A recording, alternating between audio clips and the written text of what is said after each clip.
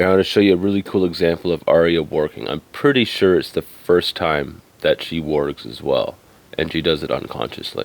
And it's a good example of how well written these stories are. But it's when Arya's leaving Harrenhal. If you remember that she was there when Roose Bolton took over, and Roose Bolton later at the end of Clash is planning on leaving, so Arya decides to escape. And she plans to escape with Hot Pie and with Gendry, so they make a plan to meet at the evening, at the end of the night, at one of the gates. And when Hot Pie and Gendry come out and they go to the gate, they realize that there's a guard there. So Arya tells them to wait while she goes ahead, and Hot Pie says this. Hot Pie said, "Hoot like an owl when you want us to come." "I'm not an owl," said Arya. "I'm a wolf. I'll howl." And this is a callback as well to what they did earlier when they were in the village and they tried sneaking up on the mountains men. Is they decided to make animal noises to give each other a signal because they thought that, you know, other people wouldn't realize that it's kids making animal noises and not the actual animals.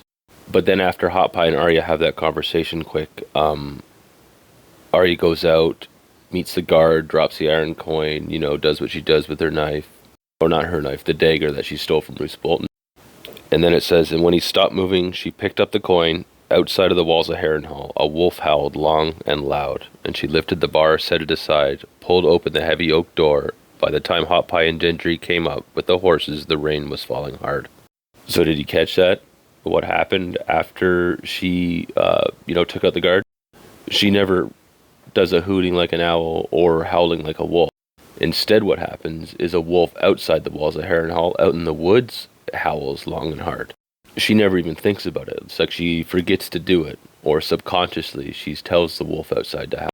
But it's a really cool passage, and it's really subtle, showing that Arya has this warging ability too that we haven't been introduced to yet. And it's even funny too that Hot Pie and Gendry, they come walking out, like that's what happened. Like they were waiting to hear the wolf howl, and then an actual wolf howl, and they're like, "Oh, Arya's getting really good at this."